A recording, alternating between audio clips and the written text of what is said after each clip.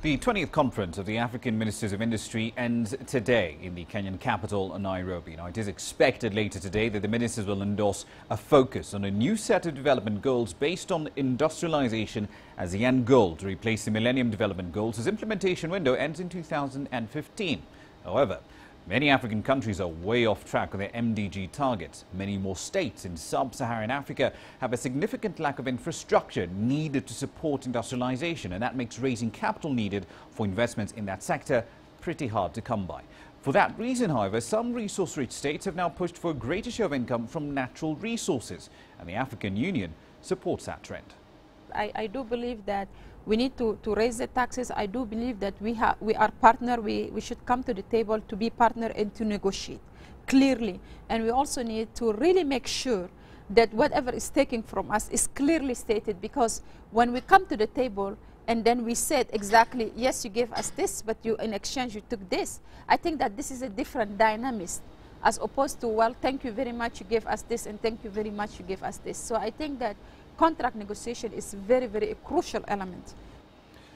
Now, the African Union Conference on Industrialization, as I mentioned earlier, is taking place in Kenya. It's opened the door for experts to assess industrialization policies in several African states. Now, one country with economic hardships that directly affected its industrial sector is Egypt. CCTV's Yasser Hakim takes us through contemporary history of industrialization in the North African state and the ups and downs it's faced in the last few years.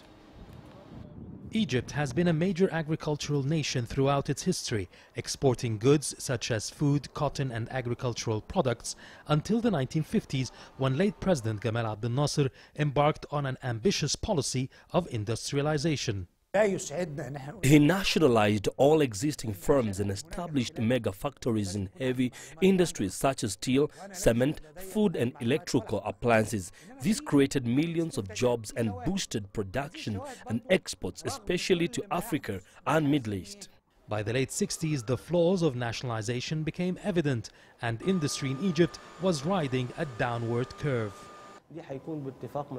State monopoly and centralization killed off competitiveness, making room for negligence, less production and lower quality products. In the 70s and 80s, the new open-door policy by the Sadat encouraged trade for quick profit rather than manufacturing. That changed in early 2000 with a new industrialization plan, focusing on three spheres: attracting foreign investments, which garnered $50 billion since 2004, privatization of state-owned industries, and establishing over 95 industrial-free zones. It was seen by experts as an impressive success story which pushed growth rates to an annual 7 to 8%, while foreign currency reserves tripled in 10 years. Now the economy is facing its toughest challenge so far, basically paralyzing the industry sector. Since the revolution, there has been a security vacuum and political instability that led to the closing of over 4,000 factories. Foreign investments dropped by 80%. Manufacturing accounted for 10% of total investments in 2010, now as low as 3%.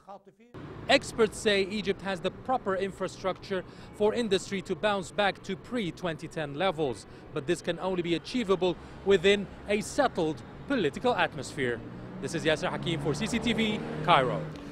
Right, let's turn our attention now to how the market opened on the last day of trading in this week. So far as usual, we start in the western coast of the continent in Nigeria. The all-share index starting the day in the red, down almost 4 percentage points. The all-share index in South Africa up by 4/10, just more or less half a percentage point, give or take. The 20-share index still very much in the grip of that bear run. It closed yesterday by just over half a percentage point. This trend, however, looking at the trades we've seen so far, seems to be very much in swing. And of course, the Egyptian market is closed today, being a Friday. We'll have a fuller update for you on this matters at 1700 GMT.